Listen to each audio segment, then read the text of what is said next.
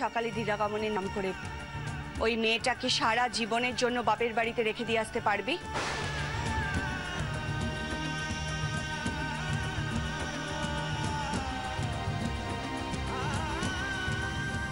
হ্যাঁ পারবো, হ্যাঁ পারবো, হ্যাঁ পারবো। কাল সকালে শেষবারের জন্য তোমাকে এই বাড়ি ছেড়ে চলে যেতে হবে।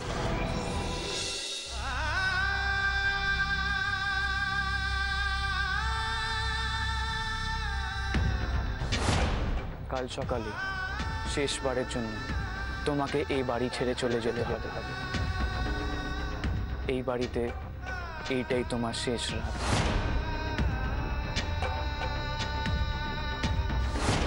আগামীকাল তুমি এই বাড়ি ছেড়ে চলে যাবে, আর এইটাই শেষ কথা।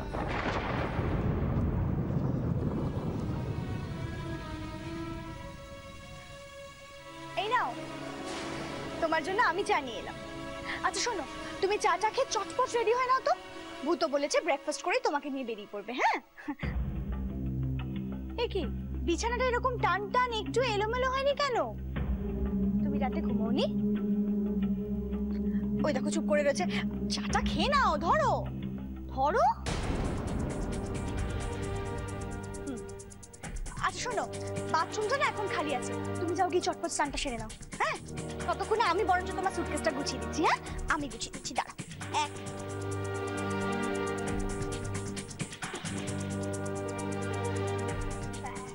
আচ্ছা তোমার শাড়িগুলো সব ওই আলমারিতে আছে তো?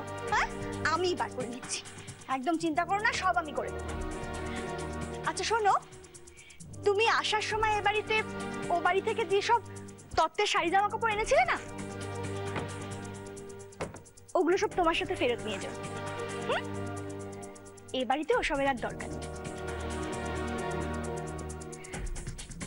আচ্ছা তুমি চাটা খাচ্ছ না কেন বলো তো? কুন্দি, পর্দিমা কি? খবরদার, তোমাকে আগে থেকে বলে দিচ্ছি, পর্দিমার কানে যদি কোনো রকম লাগানি ভাঙানি করো তাহলে কিন্তু। না না না, আমি পর্দিমাকে কিচ্ছু বলবো না, কিচ্ছু না।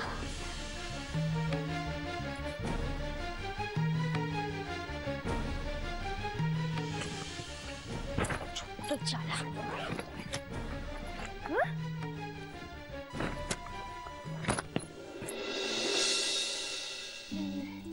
লুচি নিচ্ছি। মিছরি কোথায় রে? ওকে দেখছি না, ওকে এখনো তৈরি হচ্ছে নাকি? হ্যাঁ আমি তো দেখলাম ও তৈরি হচ্ছে। দেখেছো? এই মিছরি, একটু শুরু কর, তুই শুরু কর, তাড়াতাড়ি আয় মা। এই তো বড়দিমা এসে গেছে, যাও চটপট বসে পড়ো, লুচি ঠান্ডা হয়ে যাচ্ছে। হাই, ও মা কি সুন্দর দেখাচ্ছে রে তোকে। বস বস বস, তাড়াতাড়ি খেতে শুরু কর। লুচিগুলো ঠান্ডাই হয়ে গেল বোধহয়, গরম গরম ভেজে আনলাম। দেখ তো, নে নে মা শুরু। বানি ওকে বেগুন ভাজাতে। তোকে আজ এত সুন্দর লাগছে, তোকে দেখে তোর বাপের বাড়ির লোকজন ঠিক বলবে, দেখিস যে তুই শ্বশুর বাড়িতে খুব সুখে আছিস। ওমা কি হলো তো? জলদি জলদি জলদি। হ্যাঁ কি হলো বাবা? আস্তে আস্তে খা, জল খা, জল খা, আস্তে আস্তে খাবি তো বাবা। হ্যাঁ ঠিক আছে, হ্যাঁ আস্তে আস্তে খা। কি রে তুই চুপ করে বসে আছিস কেন? নে নে চটপট খা, লুচিগুলো বোধহয় ঠান্ডাই হয়ে গেল, গরম গরম ভেজে আনলাম। আমি সেজদিকে বলবো গরম গরম লুচি ভেজে দিতে? না না, আমার আর কিচ্ছু লাগবে না, এতেই হয়ে যাবে। এতদিনে মনে হচ্ছে আমি আমার হারিয়ে যাওয়া বোনেদের আবার ফিরে পেয়েছি।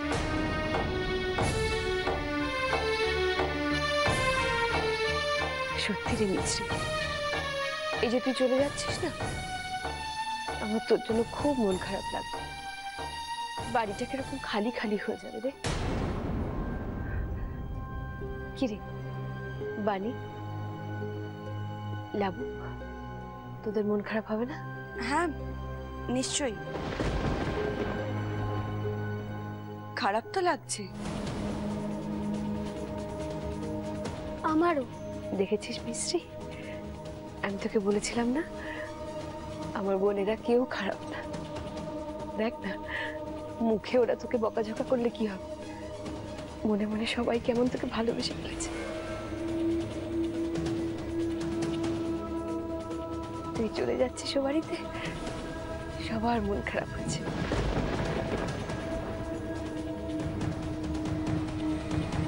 দেখছিস তোমার খাচ্ছিস না কেন রে? খা, চুপ করে বসে আছে।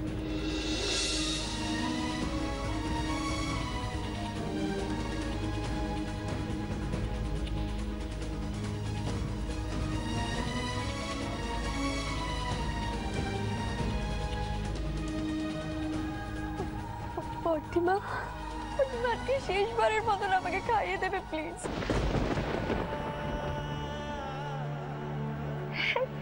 নিশ্চয়ই খাইয়ে দেবো মা, নিশ্চয়ই খাইয়ে দেবো। কিন্তু ও কি কথা, আলাই ষাট শেষবারের মতো মানে?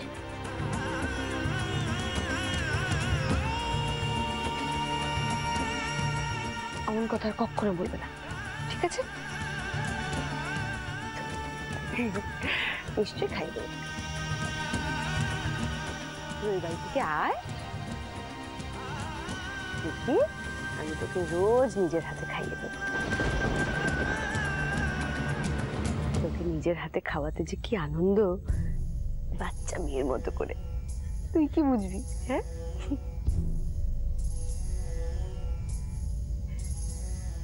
কাঁদছিস কেন তুই? খেতে খেতে কাঁদতে নেই মা, চোখের জল মুছো।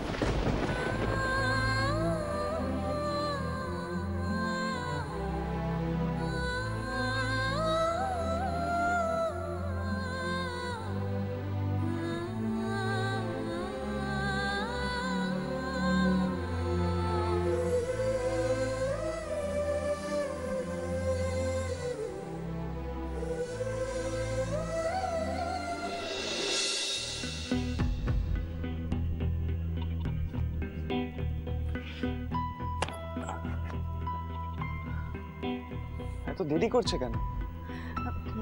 এক্ষুনি চলে আসবে। তুই ব্যস্ত হচ্ছিস কেন? একটু শান্ত থাক। ভূত, কাল রাতের কথাগুলো সব মনে আছে তো?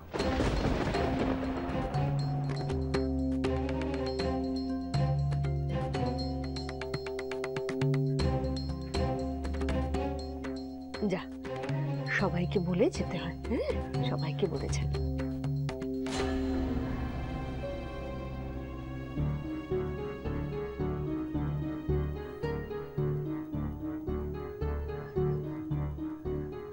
থাক থাক থাক, সুখে থাকো। ভালো, এসো। লাবু, আমি আসছি।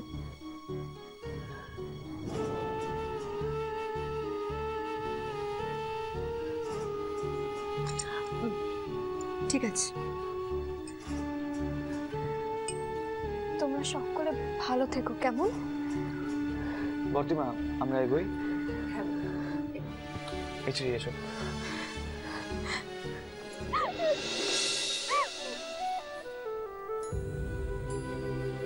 বর্দিমা, আমি যাবো না। বর্দিমা, আমি যাবো না তোমার ছেড়ে। বর্দিমা, আমি যাবো না। দেখো মেয়ের কাণ্ড, তুই আমায় ছেড়ে কোথায় যাচ্ছিস? তুই বরাবর মতো যাচ্ছিস নাকি মা? দুদিন থেকেই চলে আসবি আবার। কাঁদছিস কেন? বর্দিমা, তুমি বুঝতে পারছো না আমি তোমায় ছেড়ে যেতে পারবো না। বর্দিমা,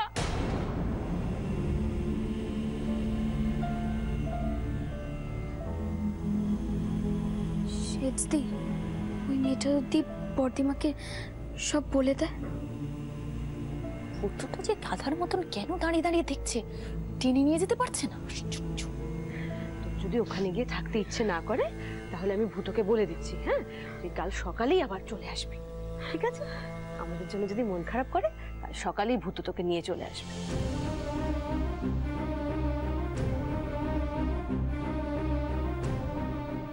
কান্নাকাটি করিস না মা, তুই এরকম করলে আমার মন খারাপ লাগে না? বল, আমার কষ্ট হয় না?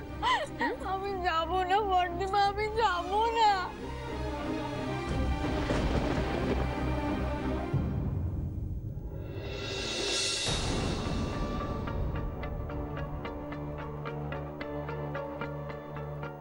বর্দিমা, বলছিলাম কি, ট্যাক্সি ওয়েট করছে, দেরি হয়ে যাচ্ছে আমাদের।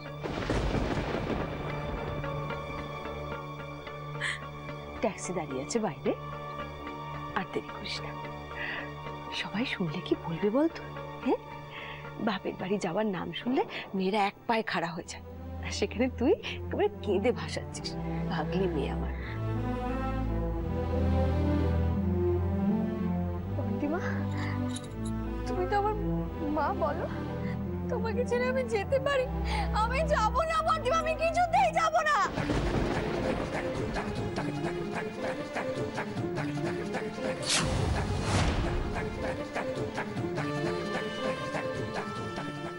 মিছরি, দেরি হয়ে যাচ্ছে, চলো। আর তুমি যদি এরকম কান্নাকাটি করো তাহলে তো দিদিকেও সামলানো যাবে না। চল চলো চলবো তো। মিছরি, চলো, তোমাকে রাস্তা অব্দি এগিয়ে দিয়ে আসি। লাবু বর্দিমার কাছে থাক।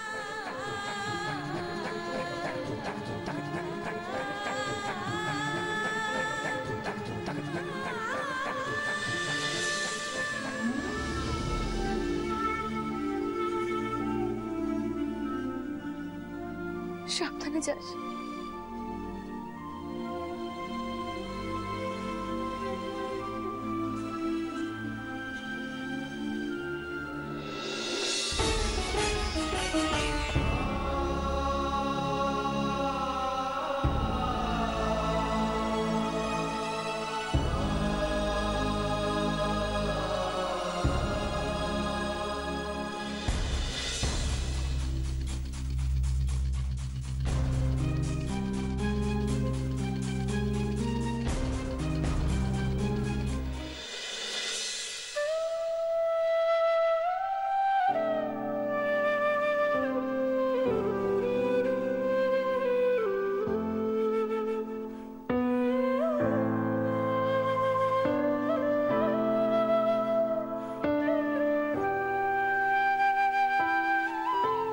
হ্যাঁ রে, তোর হলো লাবু? ওই কটা দুব্বো বাজতে কত সময় লাগাচ্ছিস রে? তাড়াতাড়ি হাত চালা, কত কাজ আমার, কোন দিকটা যে সামলাই।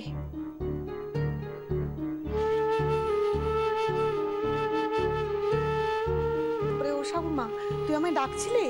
হ্যাঁ, এ কি, তুমি এখনো স্নান করোনি জেঠিমা? তোমরা সবাই মিলে কি শুরু করলে বলো দেখি। কেন, কি হয়েছে বলবি তো? কি আবার হবে, হয়েছে আমার কপাল। আজ আমাদের গিট খোলার অনুষ্ঠানটা না, বোনেদের বললাম যে এত কাজ, হাতে হাতে আমাকে একটু সাহায্য কর। কি বললো জানো? বলে ওরা তো কেউ নিয়ম কানুন জানে না, তাই এসব কিছু করতে পারবে। এটা একটা কথা হলো? তুমি বলো জেঠিমা, আমি তো নিয়ম কানুন গুলো জানি, আমি ওদের দেখিয়ে দিতাম। কোনোদিন শুনেছো যার বিয়ে হয়েছে সে নিজেই বসে সব জোগাড় যন্ত্র করছে? আমি বলি কি শাবু, আগে আমি ওদিকে রান্নাটা সামলে নি, তারপর না হয়। সে কি, তুমি এখন রান্নাঘরে যাবে কি গো?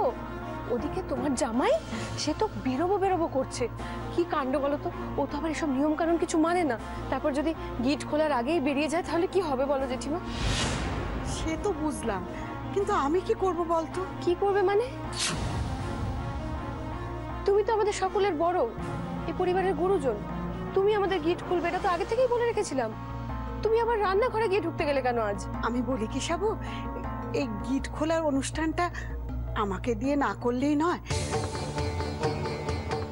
দেখ, আজকে না আমার শরীরটা ঠিক ভালো যাচ্ছে না, তাই বলছিলাম আর কি। তোমার শরীর ভালো নেই? তুমি তুমি এ নিয়ে রান্নাঘরে রান্না করতে গেছিলে কেন? আজকের দিনটা তো ইনু আর বিনি সামলে নিতে পারতো। তুমি তুমি মামা একটা কাজ করে দিতে, স্নান করে এই চট করে 2 মিনিট লাগবে, গিটটা খুলে আমাদের আশীর্বাদ করে দাও, তারপর গিয়ে বিশ্রাম করো। আজকে রান্নাঘরের ধারে কাছেও যেন তোমাকে না দেখি। চলো, তুমি স্নানটা করে নাও, তার মধ্যে আমিও রেডি হয়ে নেব। এসো। সাবু বলছি শোন মা, আচ্ছা তোমার যে এত শরীর খারাপ হয়েছে আমাকে বলনি কেন?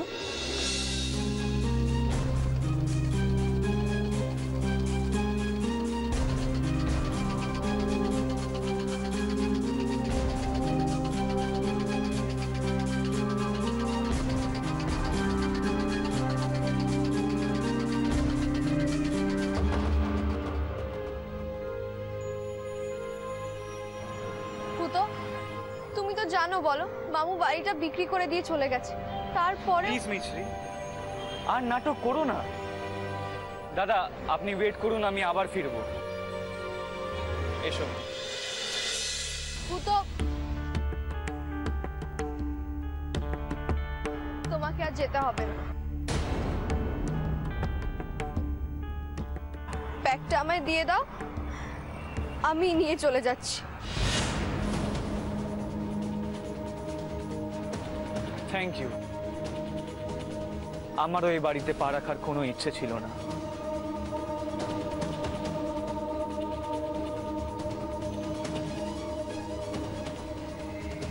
আমি এটা চাইনি মিছরি, আমি কখনো চাইনি তোমাকে এইভাবে ছেড়ে যেতে। তুমি আমাকে বাধ্য করলে, আমার ভালোবাসা নিয়ে তুমি ছেলে খেলা করেছো। আজ এছাড়া আমার কোনো রাস্তা নেই। কেন কেন এটা করলে মিছরি? কেন করলে?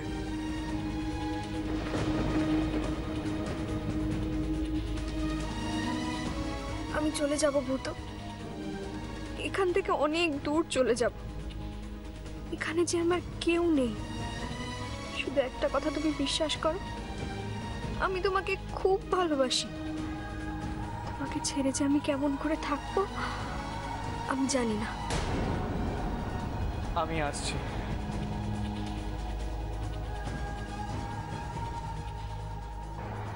এসো,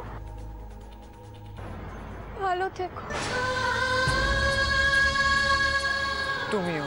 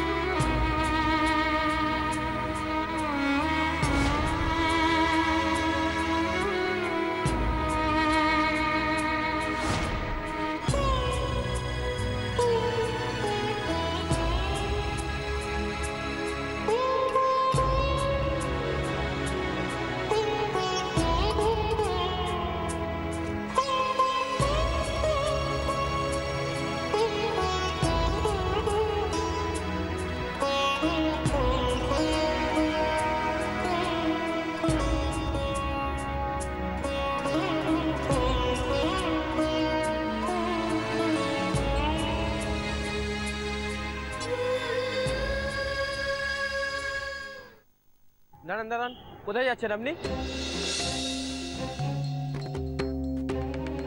এইটা তো আসলে আগে আমার মামুর বাড়ি ছিল। মিচি দিদি, মিচি দিদি তুমি এখানে? তুমি ভালো আছো নমিতা দি? হাত থাকা, তুমি তোমার কথা বলো, তুমি কেমন আছো? তোমার শ্বশুর বাড়ি ভালো আছে? হ্যাঁ, খুব ভালো হয়েছে।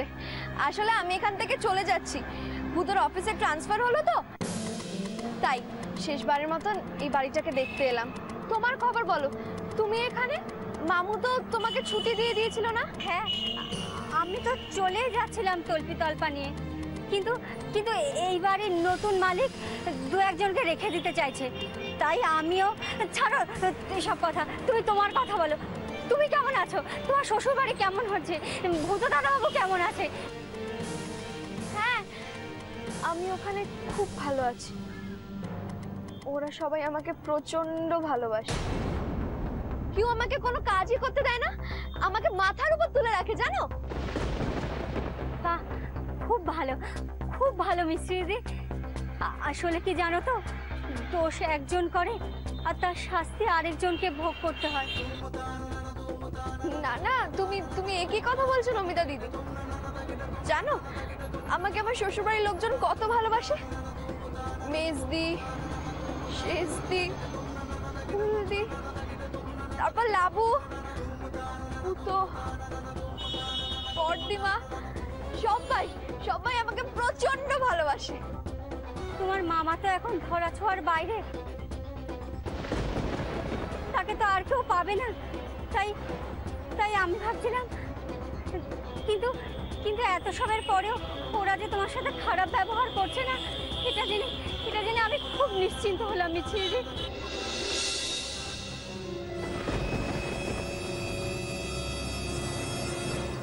মিছরি